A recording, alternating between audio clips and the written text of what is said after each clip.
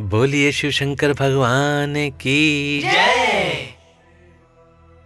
प्रिय भक्तों, श्री शिव महापुराण की शतरुद्र संहिता की अगली कथा है भगवान शिव के द्विजेश्वर अवतार की कथा। राजा भद्रायु तथा रानी कीर्ति मालिनी की धार्मिक दृढ़ता की परीक्षा। तो आइए भक्तों, आरंभ करते हैं इस कथा से 26 तथा 27वां अध्याय। तदंतर वैश्यनाथ अवतार का वर्णन करके नंदीश्वर ने द्विजेश्वर अवतार का प्रसंग चलाया।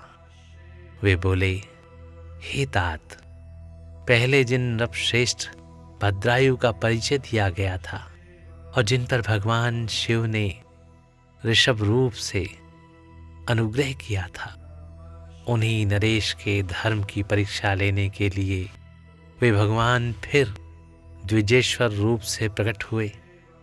वृषभ के प्रभाव से रणभूमि में शत्रुओं पर विजय पाकर शक्तिशाली राजकुमार भद्रायु जब राज सिंहासन पर आरूढ़ हुए, तब राजा चंद्रांगद तथा रानी सीमंतिनी की बेटी सती साध्वी कीर्ति मालिनी के साथ उनका विवाह हुआ। किसी समय राजा भद्रायु ने अपनी धर्मपत्नी के साथ बसंत ऋतु में वन विहार करने के लिए एक गहन वन में प्रवेश किया। उनकी पत्नी शरणागत जनों का पालन करने वाली थी। राजा का भी ऐसे ही नियम था। उन राज दंपत्ति की धर्म में कितनी दृढ़ता है, इसकी परीक्षा के लिए पार्वती सहित भगवान शिव ने एक लीला रची। शिवा और शिव उस वन में ब्राह्मणी और ब्राह्मण के रूप में प्रकट हुए। उन दोनों ने लीला पूर्वक एक मायामय व्याघ्र का निर्माण किया। वे दोनों भय से विह्वल हो व्याघ्र से थोड़ी ही दूर आगे रोते चिल्लाते भागने लगे और व्याघ्र उनका पीछा करने लगा। राजा ने उन्हें इस अवस्था में देखा। वे ब्राह्मण दंपत्ति भी भय से विह्वल हो महाराजा की शरण में गए और इस प्रकार बोले। ब्राह्मण दंपत्ति ने कहा, हे महाराज, हमारी रक्षा कीजिए, रक्षा कीजिए। वह व्याघ्र हम दोनों को खा जाने के लिए आ रहा है।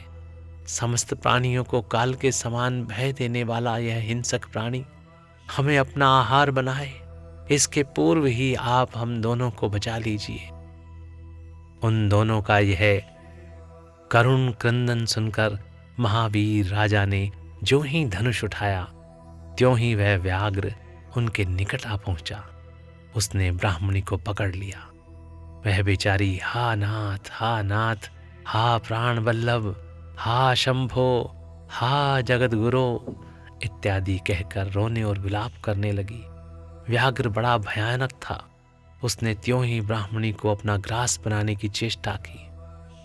त्यों ही भद्रायु ने तीखे बाण से उसके मर्म में आघात किया, परंतु उन बाणों से उस महाबली व्याघ्र को तनिक भी व्यथा नहीं हुई। वह ब्राह्मणी को बलपूर्वक घसीटता हुआ तत्काल दूर ले गया। अपनी पत्नी को बाघ के पंजे में पड़े देखकर ब्राह्मण को बड़ा दुख हुआ और वह बारंबार रोने लगा। देर तक रोकर उसने राजा भद्रायु से कहा, हे राजन, तुम्हारे वे बड़े बड़े अस्त्र कहाँ हैं? दुखियों की रक्षा करने वाला तुम्हारा विशाल धनुष कहाँ है? सुना है तुम में 12,000 बड़े बड़े हाथियों का बल है। वह क्या हुआ? तुम्हारे शंख खड़ग तथा मंत्रास्त्र विद्या से क्या लाभ हुआ? दूसरों को क्षीण होने से बचाना क्षत्रिय का परम धर्म है। धर्मज्ञ राजा अपना धन और प्राण देकर भी शरण में आए हुए दीन दुखियों की रक्षा करते हैं। जो पीड़ितों की प्राण रक्षा नहीं कर सकते, ऐसे लोगों के लिए तो जीने की अपेक्षा मर जाना ही अच्छा है। इस प्रकार ब्राह्मण का विलाप और उसके मुख से अपनी पराक्रम की निंदा सुनकर राजा ने शोक से मन ही मन इस प्रकार विचार किया, अहो, आज भाग्य के उलटफेर से मेरा पराक्रम नष्ट हो गया, मेरे धर्म का भी नाश हो गया। अतः अब मेरी संपदा, राज्य और आयु का भी निश्चय ही नाश हो जाएगा। यों विचार कर राजा भद्रायु ब्राह्मण के चरणों में गिर पड़े और उसे धीरज बंधाते हुए बोले, ब्राह्मण, मेरा पराक्रम नष्ट हो गया है।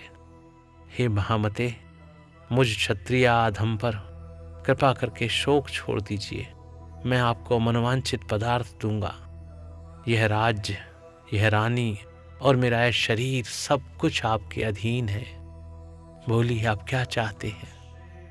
ब्राह्मण बोले, हे राजन, अंधे को दर्पण से क्या काम? जो भिक्षा मांगकर जीवन निर्वाह करता हो वह बहुत से घर लेकर क्या करेगा? जो मूर्ख है उसे पुस्तक से क्या काम? तथा जिसके पास स्त्री नहीं है वह धन लेकर क्या करेगा? मेरी पत्नी चली गई, मैंने कभी काम सुख का उपभोग नहीं किया, अतः काम भोग के लिए आप अपनी बड़ी रानी को मुझे दे दीजिए। राजा ने कहा, हे ब्राह्मण, क्या यही तुम्हारा धर्म है? क्या तुम्हें गुरु ने यही उपदेश किया है? क्या तुम नहीं जानते कि पराई स्त्री का स्पर्श स्वर्ग एवं सुयश की हानि करने वाला है? पर स्त्री के उपभोग से जो पाप कमाया जाता है उसे सैकड़ों प्रायश्चितों द्वारा भी धोया नहीं जाता। ब्राह्मण बोले, हे राजन, मैं अपनी तपस्या से भयंकर ब्रह्म हत्या और मदिरापान जैसे पाप का भी नाश कर डालूंगा। फिर पर स्त्री संगम किस गिनती में है? अतः आप अपनी इस भार्या को मुझे अवश्य दे दीजिए, अन्यथा आप निश्चय ही नरक में पड़ेंगे। ब्राह्मण की इस बात पर राजा ने मन ही मन विचार किया कि ब्राह्मण के प्राणों की रक्षा न करने से महापाप होगा, अतः इससे बचने के लिए पत्नी को दे डालना ही श्रेष्ठ है। इस श्रेष्ठ ब्राह्मण को अपनी पत्नी देकर मैं पाप से मुक्त हो शीघ्र ही अग्नि में प्रवेश कर जाऊंगा। मन ही मन ऐसा निश्चय करके राजा ने आग जलाई और ब्राह्मण को बुलाकर उसे अपनी पत्नी को दे दिया। तत्पश्चात स्नान करके पवित्र हो देवताओं को प्रणाम करके उन्होंने अग्नि की 2 बार परिक्रमा की और एकाग्रचित होकर भगवान शिव का ध्यान किया। इस प्रकार राजा को अग्नि में गिरने के लिए उद्यत देख जगतपति भगवान विश्वनाथ सहसा वहां प्रकट हो गए। उनके 5 मुख थे, मस्तक पर चंद्रकला आभूषण का काम दे रही थी, कुछ कुछ पीले रंग की जटा लटकी हुई थी। वे कोटि कोटि सूर्यों के समान तेजस्वी थे। हाथों में त्रिशूल, खटवांग, कुठार, ढाल, मृग, अभय, वरद और पिनाक धारण किए बैल की पीठ पर बैठे हुए भगवान नीलकंठ को राजा ने अपने सामने प्रत्यक्ष देखा। उनके दर्शन जनित आनंद से युक्त हो राजा भद्रायु ने हाथ जोड़कर स्तवन किया। राजा के स्तुति करने पर पार्वती के साथ प्रसन्न हुए महेश्वर ने कहा, हे राजन, तुमने किसी अन्य का चिंतन न करके जो सदा सर्वदा मेरा पूजन किया है, तुम्हारी इस भक्ति के कारण और तुम्हारे द्वारा की हुई इस पवित्र स्तुति को सुनकर मैं बहुत प्रसन्न हुआ हूँ। तुम्हारे भक्ति भाव की परीक्षा के लिए मैं स्वयं ब्राह्मण बनकर आया था। जिसे व्याघ्र ने ग्रस लिया था वह ब्राह्मणी और कोई नहीं, ये गिरिराज नंदनी उमा देवी ही थी।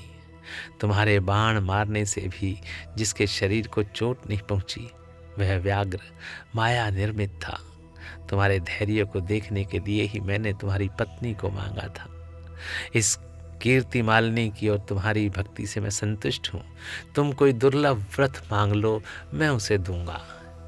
राजा बोले, हे देव, आप साक्षात परमेश्वर हैं। आपने सांसारिक ताप से घिरे हुए मुझ अधम को जो प्रत्यक्ष दर्शन दिए हैं, यही मेरे लिए महान वर है। हे देव, आप वरदाताओं में श्रेष्ठ हैं। आपसे मैं दूसरा कोई वर नहीं मांगता। मेरी यही इच्छा है कि मैं, मेरी रानी, मेरे माता पिता पद्माकर वैश्य और उसके पुत्र सुनय, इन सब को आप अपना पार्श्ववर्ती सेवक बना लीजिए। तत्पश्चात रानी कीर्ति मालिनी ने प्रणाम करके अपनी भक्ति से भगवान शंकर को प्रसन्न किया और यह उत्तम वर मांगा, हे महादेव, मेरे पिता चंद्रांगद और माता सीमंतनी, इन दोनों को भी आपके समीप निवास प्राप्त हो। भक्तवत्सल भगवान गौरीपति ने प्रसन्न होकर एम वस्तु कहा और उन दोनों पति पत्नी को इच्छा अनुसार वर देकर वे क्षण भर में अंतर्ध्यान हो गए।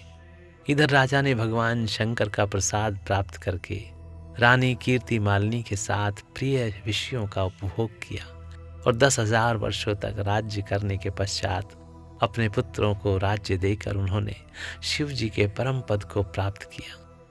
राजा और रानी दोनों ही भक्ति पूर्वक महादेव जी की पूजा करके भगवान शिव के धाम को प्राप्त हुए। यह परम पवित्र पाप नाशक एवं अत्यंत गोपनीय भगवान शिव का विचित्र गुणानुवाद जो विद्वानों को सुनाता है अथवा स्वयं भी शुद्धि चित्त होकर पढ़ता है, वह इस लोक में भोग ऐश्वर्य को प्राप्त कर अंत में भगवान शिव को प्राप्त होता है। बोलिए शिव शंकर भगवान की जय। प्रिय भक्तों, इस प्रकार यहाँ पर श्री शिव महापुराण के शतरुद्र संहिता की ये कथा और 26 तथा 27वां अध्याय यहाँ पर समाप्त होते हैं। तो भक्तों, स्नेह के साथ बोलिए, बोलिए शिव शंकर भगवान की जय। स्नेह से बोलिए, ओम नमः शिवाय, ओम नमः शिवाय, ओम नमः शिवाय।